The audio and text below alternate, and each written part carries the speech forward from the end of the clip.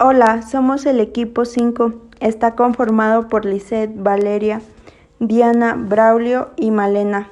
Les vamos a hablar del cardenismo y el reparto agrario, que comprende de 1940 a 1992. Dentro de los antecedentes, Lázaro Cárdenas del Río, presidente electo el 4 de julio de 1934, quien asumió el cargo siendo el primer presidente con un plan sexenal.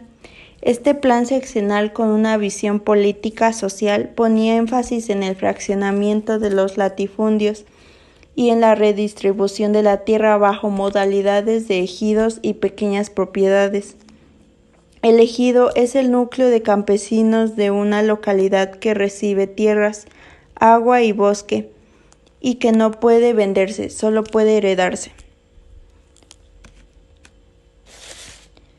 Se crearon en cada entidad federativa una comisión agraria mixta y a nivel general en el país se fundó un departamento agrario y la Comisión Nacional Agraria. Estas impulsaron reformas para la obtención de tierras y agua, pero se vieron rebasadas por las grandes cantidades de campesinos. El reparto agrario durante la época del cardenismo fue el principal programa de acción política para compensar las condiciones de inequidad social. Las tierras entregadas en el reparto fueron más de 20 millones de hectáreas y beneficiaron a más de 770,000 personas.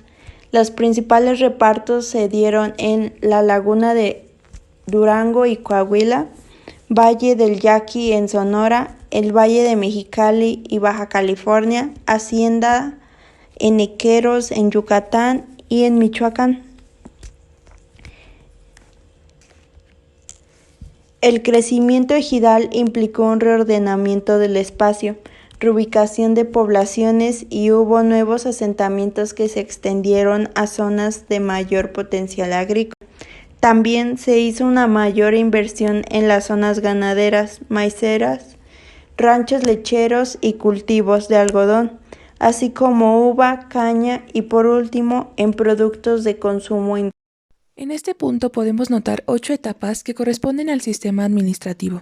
La primera surge desde la problematización de 20 años de gobiernos y su intento por mantener el equilibrio político y los reclamos de la población campesina.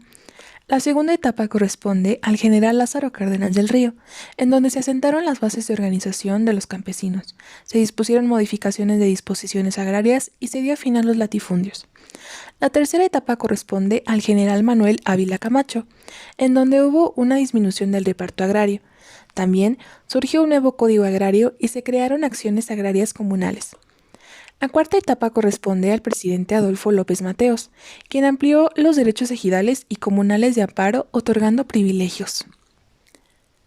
En la siguiente etapa correspondiente al presidente Gustavo Díaz Ordaz, surgió la creación de la CONASUPO, para asegurar la producción y comercialización de los productos, así como también surgió una política forestal proteccionista.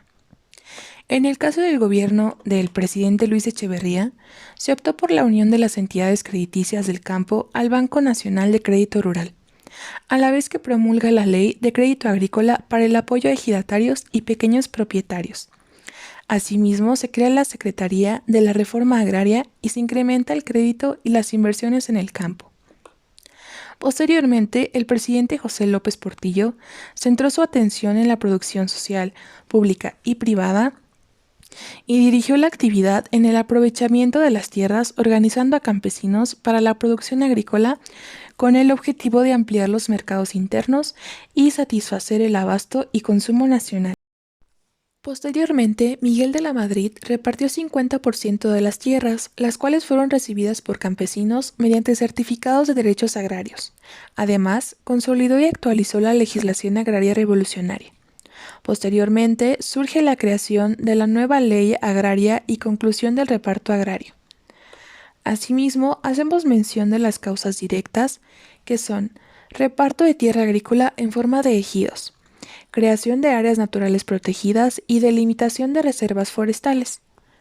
así como también la expansión urbana, la formación de colonias agrícolas y ganaderas para impulsar la ganadería, que justo incluye la transición de suelo agrícola a suelo agropecuario, así como también un proceso devastador de los ecosistemas dado al impulso de una agricultura de monocultivo y a la ganadería extensiva. En cuanto a los factores indirectos, el régimen cardenista apostaba por una modernización agrícola que transformó los sistemas de producción, sobre todo por la introducción masiva de maquinaria. Se presentó un aseguramiento de producción y comercialización, se invirtió en zonas ganaderas, agricultura maicera y productos de consumo industrial. Adolfo López Mateos le dio al problema agrario dimensiones nacionales y prioridad a su solución. Incorporó elementos económicos e intensificó la producción de manera adecuada, facilitando así la incorporación del campesino a la productividad.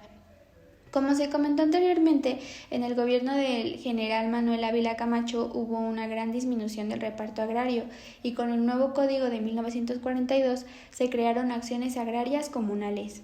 Se repartieron tierras, las cuales fueron recibidas por campesinos desposeídos con derecho a ella. Estas fueron entregadas con certificados de derechos agrarios. Además, hubo un abuso de producción en las tierras ejidales. Ahora, hablando de consecuencias sociales, hubo un cambio sobre el derecho de propiedad, de hacendario y privado a ejidal. También se dieron políticas socialistas, huelgas, movimientos obreros, institucionales y políticos. De igual manera, comenzaron las bases de organización de los campesinos y modificaciones de disposiciones agrarias. El crecimiento ejidal implicó una reordenación del espacio, no solo por la redistribución de tierras en ejidos, sino porque se reubicaron poblaciones y se generaron nuevos asentamientos que se extendieron hacia las regiones del mayor potencial económico. Durante el gobierno de Miguel Alemán se modificó el artículo 27, otorgando mayor extensión a la pequeña propiedad. Así los grandes propietarios incrementaron su riqueza. El gobierno los favorecía y les otorgaba créditos, pero esa política no beneficiaba a los campesinos. Además, su nueva política económica descuidó el campo en aras de la industrialización, lo que aceleró el crecimiento de las ciudades. A diferencia de Miguel Alemán, quien consolidó y actualizó la legislación agraria revolucionaria, revisó y aprobó programas agropecuarios forestales y de agroindustria para hacer productivas las tierras entregadas por los regímenes revolucionarios sin descuidar el reparto y distribución igualitario de oportunidades, incluyendo a la pequeña propiedad agrícola y ganadera. Algunos de los impactos ambientales asociados a este periodo histórico son la expansión de la franja agrícola extensiva, que estuvo directamente relacionado con el reparto agrario e incentivos para el desarrollo agrícola, la erosión de los suelos, cambio drástico de temperaturas, disminución de manantiales e inundaciones como consecuencia del desarrollo forestal del país. La explosión demográfica y el crecimiento urbano es otro de los factores importantes causantes del deterioro intensivo al medio ambiente, pues la población mexicana prácticamente se duplicó entre 1970 y 1990. Lo cual significó una mayor demanda de recursos tanto naturales como económicos.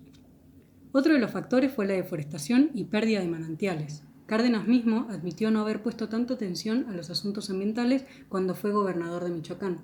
Sin embargo, posteriormente, en la administración de Cárdenas, se prestó atención a las regiones del país que estaban fuertemente erosionadas y deforestadas y se crearon reservas forestales y zonas forestales protegidas. Se cancelaron varias concesiones madereras en Michoacán y se crearon cooperativas forestales indígenas. En cuanto a la respuesta institucional, en este periodo se consolidó una visión político-social del campo que ponía énfasis en el fraccionamiento de los grandes latifundios que pertenecían a unos pocos y en la redistribución de la tierra bajo las modalidades de ejidos y de pequeñas propiedades. En cada entidad federativa se fundaron comisiones agrarias mixtas y a nivel país se fundó el Departamento Agrario y la Comisión Nacional Agraria. Las organizaciones campesinas impulsaron reformas para que los peones y jornaleros obtuvieran tierras y aguas. La política agropecuaria de Lázaro Cárdenas, además del reparto agrario, abarcaba la organización de los productores, la asistencia técnica, la capacitación, la investigación y la educación agrícola, además de promover el crédito para que los campesinos pudieran acceder a la maquinaria y equipo agrícola y los insumos productivos. Por lo anterior, se crean instituciones como el Banco Nacional de Crédito Ejidal y el Departamento Autónomo de Asuntos Indígenas, entre otros. En general, el agrarismo mexicano había llegado a un marco jurídico fortalecido y mejorado que impulsaba la organización de los productores. En la siguiente diapositiva se puede ver un diagrama sintetizado de las cubiertas de usos de suelo y territorio en el cardenismo y el reparto agrario entre 1940 y 1992. y les dejo con mi compañero Braulio que va a ejemplificar un caso de estudio. Para nuestro caso de estudio traemos el ejemplo de la comarca lagunera, esta región ubicada entre los estados de Coahuila y Durango, con un clima semidesértico y mantos freáticos y corrientes que hacen de sus tierras susceptibles al riego.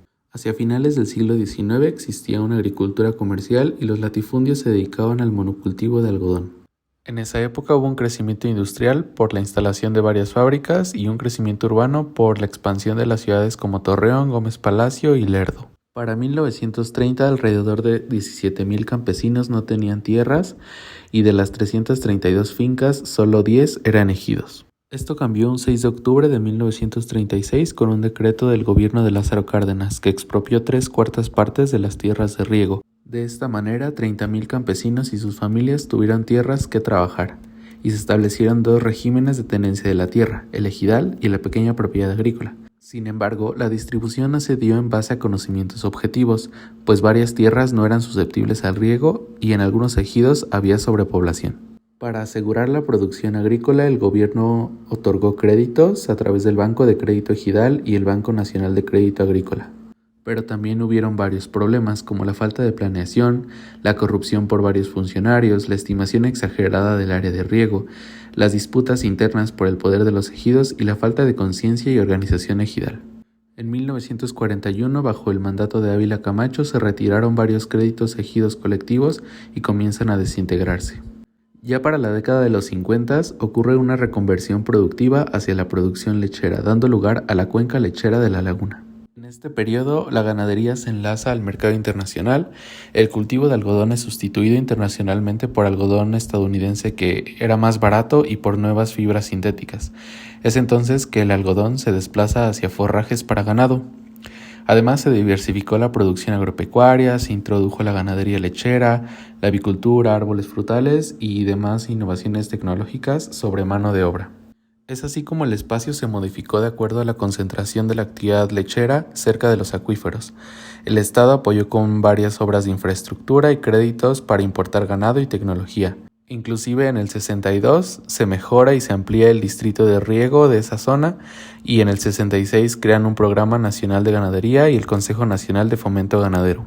Se instalan así varias plantas pasteurizadoras, siendo la más importante la pasteurizadora Laguna, que es Lala como la conocemos hoy. Y finalmente, en 1970, con la globalización, las actividades agropecuarias desarrolladas sobre el suelo de la comarca lagunera se integran al sistema agroalimentario global, aumentando la demanda de agua para crecer forrajes que alimenten el ganado lechero y responder al mercado mundial. Esto, claro, repercutiendo en la calidad del agua, en los nutrientes del suelo y en problemas sociales por disponibilidad de agua.